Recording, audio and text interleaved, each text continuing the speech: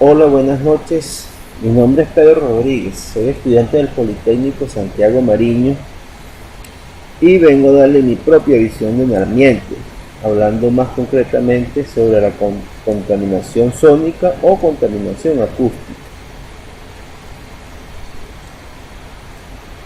La Organización Mundial de la Salud ha determinado que el ruido es una amenaza que puede causar una variedad de problemas en la salud a corto y mediano plazo. Entre ellas tenemos trastorno del sueño, efectos cardiovasculares, bajo desempeño o rendimiento en el trabajo y los estudios, y hasta la capacidad auditiva.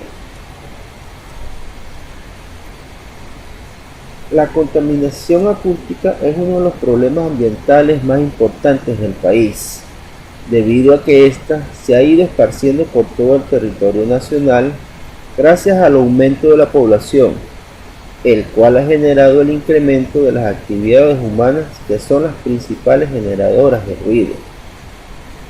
Este riesgo se presenta más que todo en zonas urbanas, ya que son las que tienen la mayor acumulación de industria y el número de habitantes que viven en estos lugares son superiores a la cantidad de personas que habitan en las regiones rurales. Existen leyes para el control del ruido. La contaminación acústica se está convirtiendo en un serio problema hoy en día, tanto así que está considerado como un problema de salud pública.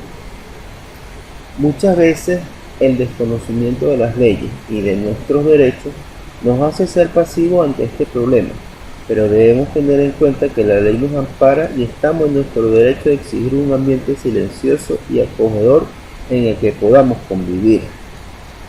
La legislación venezolana ha incorporado en sus leyes reglamentos que regulan o incluso prohíben determinados ruidos, estableciendo sanciones penales y monetarias para quienes han generado ruidos molestos que atenten contra la salud de las personas.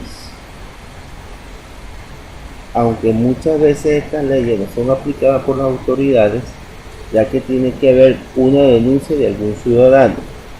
Por eso es muy importante denunciar a las autoridades públicas cualquier fuente injustificada de ruido, amparándonos siempre en estas leyes que nos protegen como ciudadanos.